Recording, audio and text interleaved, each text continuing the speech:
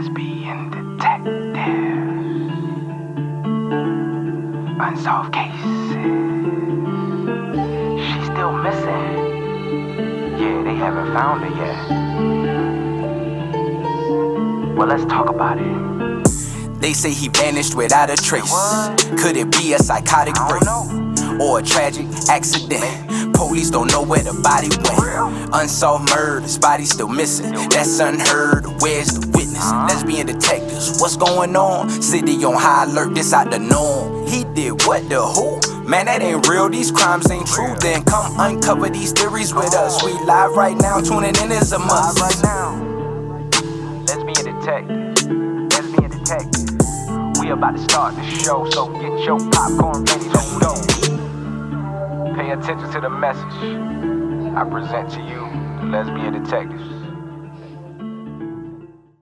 This is Lesbian Detectives. I'm Sierra. And I'm Elizabeth. And we are here talking about missing and unsolved murders. We are discussing cases that you have forgotten about or never even heard of. So sit back, relax, and let's start this podcast.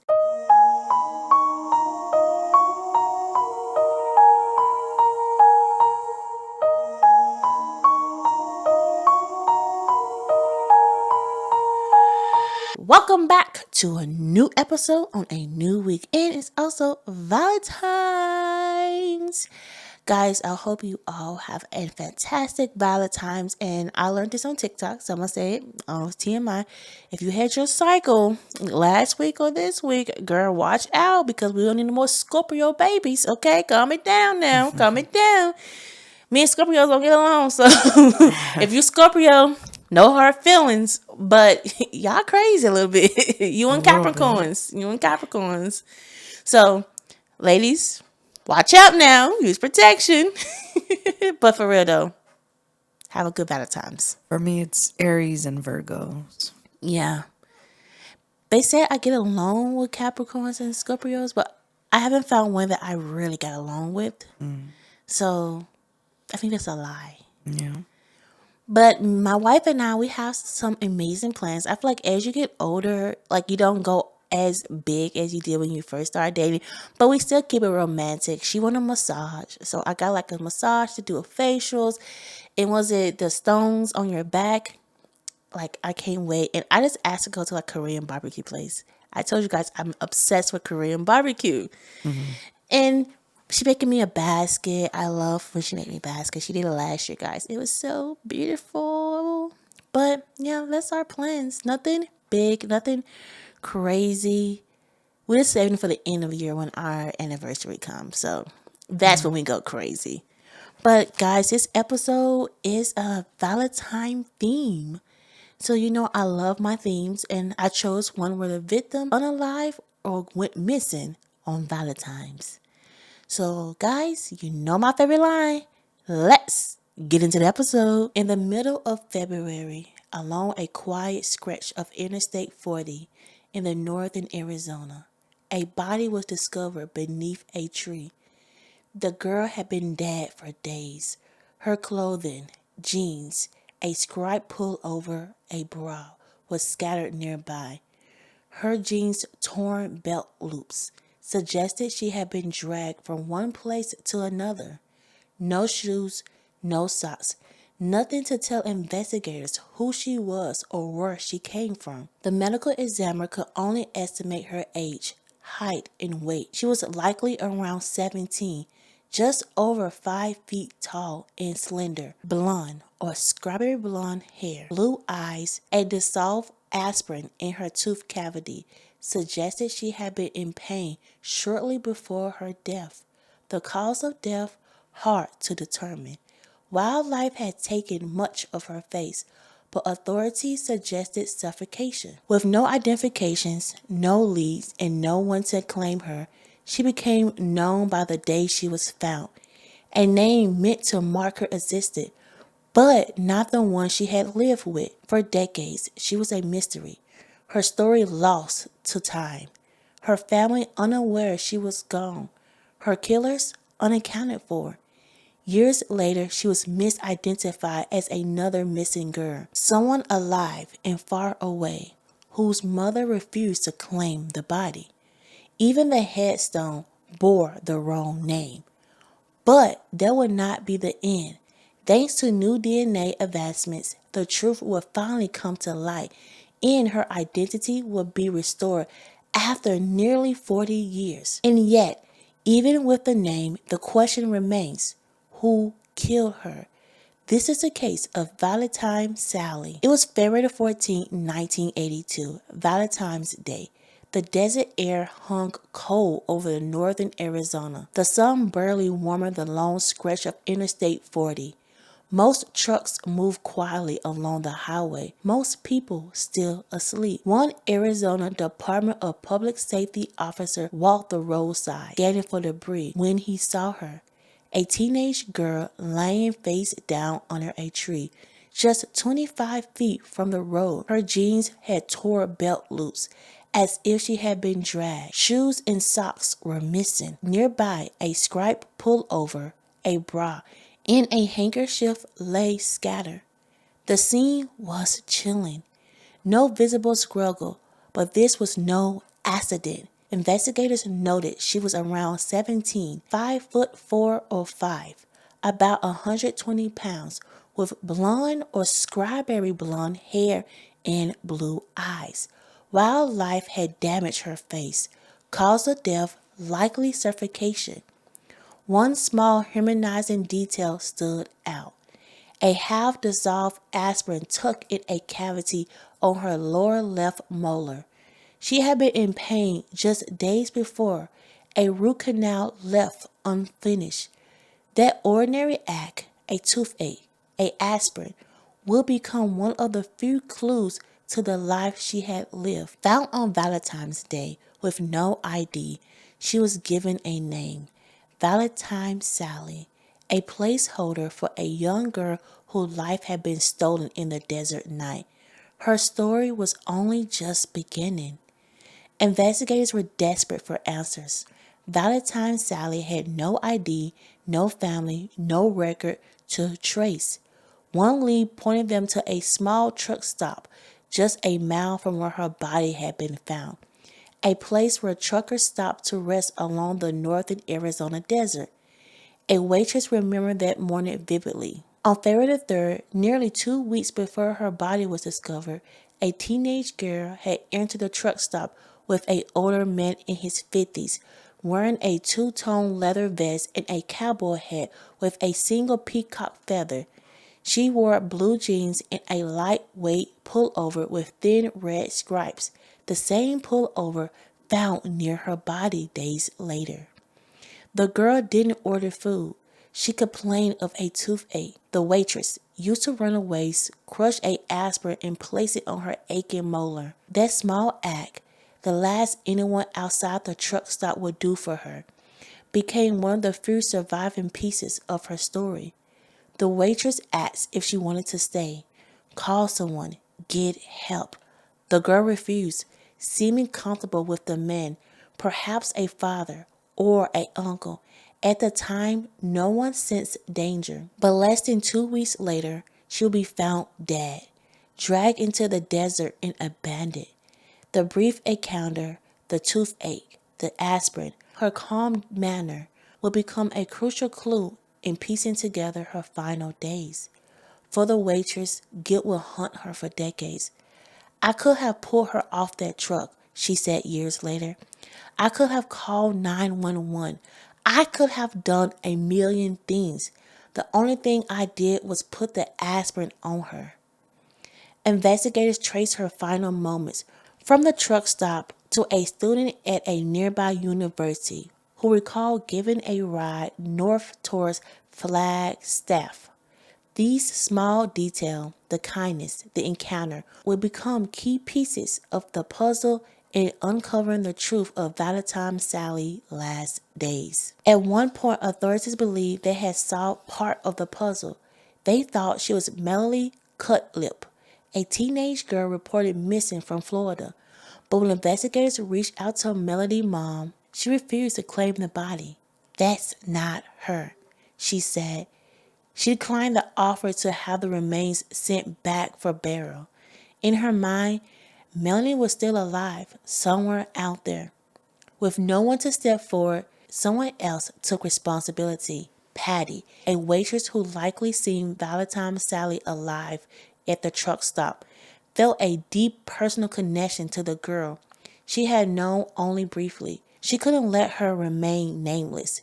She couldn't let her be forgotten. Patty paid for the burial herself. The grave was marked with Melody Cutlip name, but underneath there was another name, Valentine Sally, a placeholder, a small act of respect in remembrance of a girl no one could claim, but someone refused to let vanish completely. Even when Melody returned home in 1986, alive and well, the marker remained. When Melody later died in a car accident in 1998, the headstone still bore her name, despite the family request to have it removed. Valentine Sally grave, now carrying the wrong name, stood as a silent testament to how easily mistakes could become permanent, and yet how enduring human compassion could be. For decades, Valentine Sally lay there, far from her family who had lost her, far from the truth of who she really was. But she was not forgotten. Someone had made sure of that. After decades, Valentine Sally remained buried under the wrong name, far from home and anyone who knew her true identity. Investigators retired, files yellowed, and leads went cold. She became one of Arizona's oldest unidentified victims. The case never completely disappeared. It passed from detective to detective, occasionally reopened as technology advanced. But still, no answers emerged until genetic genealogy arrived. By the late 2010s, investigators submitted her DNA to genealogy databases, hoping to find a distant relative. Months later, a match appeared. Not nearby, not in the Midwest. Detectives traveled across state lines with a file nearly 45 years old and asked the family questions. Had a teenage girl gone missing in the early 1980s? One question changed everything. Is this about Carolyn? The family confirmed that 17-year-old Carolyn Eaton had run away around Christmas 1981 after an argument. She was one of 6 sisters and had vanished without a trace. No calls, no letters, no explanation. DNA testing confirmed the truth. Valentine Sally finally had a name. Her name was Carolyn Celeste Eaton.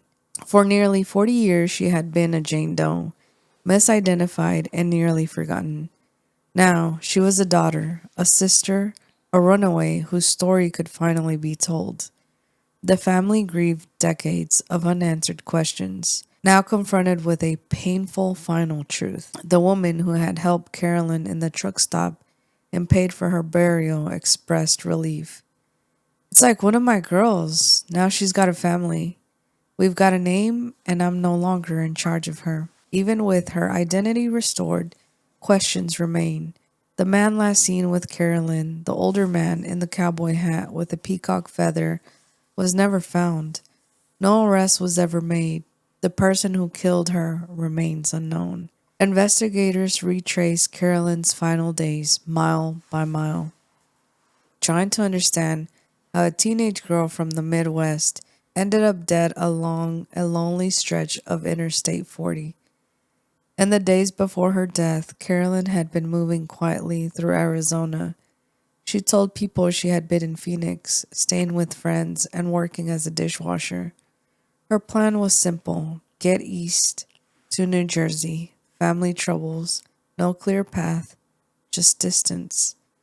She hitchhiked, trusting strangers, doing what runaways had done for decades, moving forward without knowing what waited ahead. On February the 2nd, a university student picked up a hitchhiker near Cords Junction. Strawberry blonde hair, teenage, quiet but polite. She said she was headed to Flagstaff, hoping to catch a ride east with a long-haul driver. Somewhere along the way, she visited a dentist. A root canal had been started but never finished. The pain lingered, and by the time she reached Ash Fork, It was severe enough that she asked a stranger for aspirin in the middle of the night. Early on February the 3rd, she arrived at Monte Carlo truck stop. With her was an older man, white, mid to late 50s, medium build. He wore a two-tone leather vest and a black cowboy hat with a peacock feather tucked in the band, a detail burned into memory for decades. They stayed about an hour. He ate, she did not. She complained of her tooth, accepted the aspirin, but refused any other help. At the time, nothing seemed amiss, but investigators believe her death came soon after. Her body was found west of the truck stop, along an uphill stretch of Interstate 40, a place trucks often pause to cool their brakes. Jeans torn at the belt loops told the story. She had been dragged under a cedar tree, left behind, fully clothed, no sexual assault, no trauma beyond what time and wildlife caused. The medical examiner suspected suffocation, killed quietly, deliberately. Whoever did this acted calmly. They knew the roads, the terrain, and how to vanish into the desert. Over the years, investigators focused on the man last seen with her. Witnesses remembered the hat, the feather, the vest. Some speculated he might have been a trucker passing through Arizona. Names were guessed, leads came and went, but no evidence ever stuck. No arrest was made. Even after Carolyn's identity was restored, one truth remained. The person who killed her was never caught. Her journey ended beneath a cedar tree. The road that brought her there and the man who walked away remains an unsolved chapter, a haunting story, still waiting for justice. For nearly 40 years, Carolyn Eaton lay in a grave marked with the wrong name, Valentine Sally. A name born of kindness, a placeholder for a life no one could identify, yet no one could forget. The woman who buried her never stopped thinking of her, not on birthdays, not on anniversaries, not on quiet desert nights. She had promised herself, as long as I'm alive, someone will remember her. Then, decades later, the call came. Investigators had a name. The girl under the cedar tree was no longer a mystery. She had a family again. Carolyn's sisters finally learned the truth, the question that haunted them for years. Did she survive? Did she make it? Were replaced with painful, undeniable answers. They could grieve properly at last. Her headstone was updated. Valentine Sally was retired, not erased, now resting alongside the truth. Carolyn Eaton, 17 years old, gone too soon, but no longer lost. And yet justice remains unfinished. The man with the feather hat was never identified. No arrest was made. The highway swallowed him, just as it had swallowed countless of others passing through the desert unseen. Somewhere, someone knows what happened after Carolyn left the truck stop. Someone knows who she trusted and who ended her life. If you were traveling northern Arizona in early 1982, if you remember a man with a black cowboy hat and a peacock feather, if you heard a story that never quite made sense, investigators still want to hear from you. Carolyn Eaton ran away seeking distance. She found kindness. She found pain. And in the end, she found someone who refused to let her disappear. Valentine Sally was never her name, but it was proof that even in death, someone cared. This is the story of Carolyn Eaton, remembered, reclaimed, and still waiting for justice. Before we end this case, there's one more thing worth remembering. Carolyn Eaton was never meant to vanish. She was just a headline, or a Jane Doe, or a name written in pencil on the manila folder. She was a 17-year-old girl who laughed, who argued with her sisters, who dreamed of something different, something better. For decades, the world knew her by the wrong name, but even then, someone else cared enough to protect her, to bury her with dignity, to visit her grave when no one else could. Today, she has her name back, Her family has answers, and her story has been heard. But this case is not over. Somewhere the truth still exists in a memory, a confession, a detail that's been carried silently for years. And until the truth comes forward, Carolyn's story remains unfinished. If you have any information about the death of Carolyn Eaton, investigators want to hear from you. Even the smallest detail could matter. Because every victim deserves more than a mystery. They deserve justice. This is the case of Valentine Sally, aka Carolyn Eaton. Now let's get into some theories. Theories. Let's get into some theories. Let's get into some theories. Everyone is a suspect until proven guilty. Let's get into some theories. Lesbian detectives. What type of thoughts you thinking? What theories running through your mind? I'm thinking all types of suspicion. Uncover the truth, what we can find. Witness say they saw somebody creeping out the back door. What you think they did it for? That's so crazy, I'm not sure. They found a cowboy, could she be? Here go another puzzle piece. Research and do your history. It's plenty unsolved mysteries. Everyone is a suspect until proven guilty. Let's get into some theories, yeah. Let's get into some theories. Let's get into some theories. Everyone is a suspect until proven guilty. Let's get into some theories. Lesbian detectives. You or me? Good.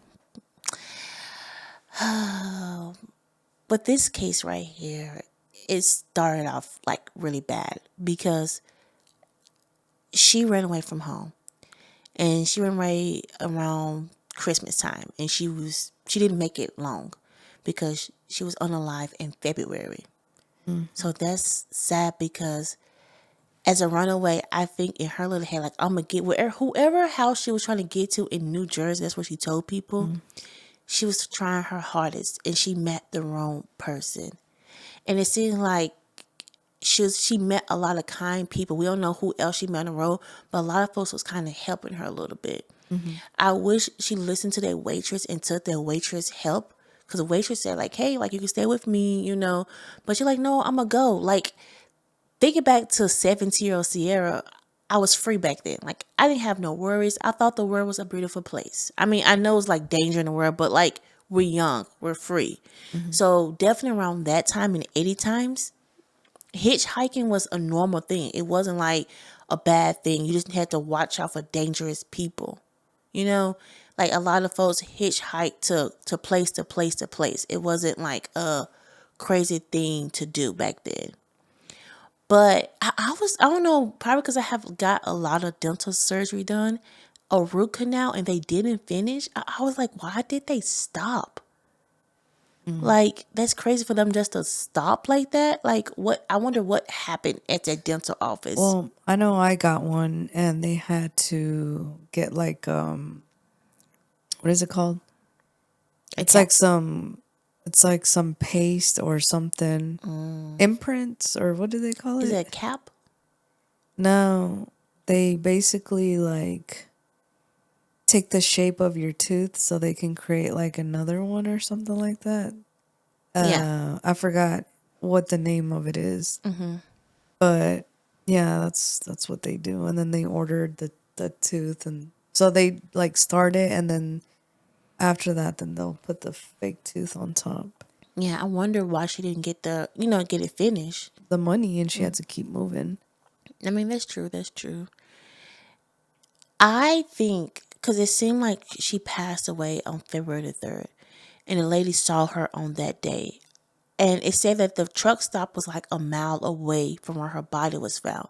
So I'm like, what happened in that mile? Eating lunch or dinner with that man, and out of nowhere, a mile later, deceased. And to me, he was a truck driver. To me, he was in and out. Like, he probably wasn't in Arizona alone. Like, they probably wasn't even his main route. He was just like passing by. So I wonder what happened in that mile, because a mile is like, it's not really that long, you know. So what really happened for her to be unalive? Did he try something? I mean, that's what it seemed like. He tried to have sex with her, and she probably said no. But wouldn't he have sexually assaulted her anyway. Yeah, and that's what I'm always stuck on because the police said that her body wasn't like there was no signs. But I have seen the police made that mistake a couple times where they say like the lady wasn't sexually assaulted and she was like I remember this case is she wasn't sexually assaulted, but she was a transgender woman and they thought that she was a natural woman and she even gave birth, but it seemed she did it. That was so completely wrong. So like I'm saying, like she probably was, but the police didn't, have the technology like we do now to really, if she was sexual assaulted. Because I'm like, it just seemed weird that she wasn't. Like, I pray to God that she wasn't, that's a painful thing to go through. But it's just, I'm trying to see what happened because if he wanted to have sex with her and she said no, no offense or nothing, she's in his rig. He think that he's a man. Like, I own you. Like, I'm helping you out. Give me what I want. And that's what probably happened, Yeah. Or he just probably suffocated. I mean, they say he was a big guy. He probably got on top of her and suffocated her. I mean, I did watch a cold case episode where the body was on, like, guy was sexually assaulting her and he covered her mouth and she died like that. So, but, I mean, that is a thought. Yeah. I just know that I just want to know what happened in that mouth. Like, I don't know. I'm stuck on what happened. Like, did they just meet outside? Like, was she in his truck for a while and then they ate and then that's when he tried to in that mouth? Like, I was like, it's just the timeline. We would never know the real timeline on everything, but it's just how long was she in this man's truck? Right. Because the lady said she seemed comfortable with him, like she knew him. She said almost felt like a father and uncle vibe. So it's like, how long was she with this man? Right. Because the university student gave her a ride on February the 2nd, and the lady found her on February the 3rd, and she was unalive on February the 3rd. So it's like, it had to be a day that she was with this man. Yeah. I don't know. It's just a lot to think about with this case. It's just the timeline and all of that. But I think he's a trucker, and I think he picked her up at another truck stop, got her and unalive her, and he probably wanted sex, and she did not want to give it to him because the lady said he like around 50 and she was 17. First of all, that's gross as hell. Like, nasty. Get somebody your age. Yeah. What do you think? It could have been anybody. I mean, she was in the streets asking random people for random things. There's bad people out there, unfortunately, and somebody just took her life. I don't know if the reason or the motive, but there are crazy people. A lot of people think that it was the driver with the feather because he was the last one that saw her. It could have been. We don't know the motive, of course. We don't have that information. But, I mean, the only reason that I would think somebody would want to unalive somebody is if they enjoy it or if there's something that didn't work out between the two. So he could have wanted something from her and he couldn't get it. Maybe it was an accident, but he was still like having some malicious thought. Like, let's say he did want to sexually assault her, right? But he hit her a certain type of way or something and she like knocked out. Maybe that explains why she wasn't sexually assaulted. But I mean, things come with a price, and unfortunately that was the case.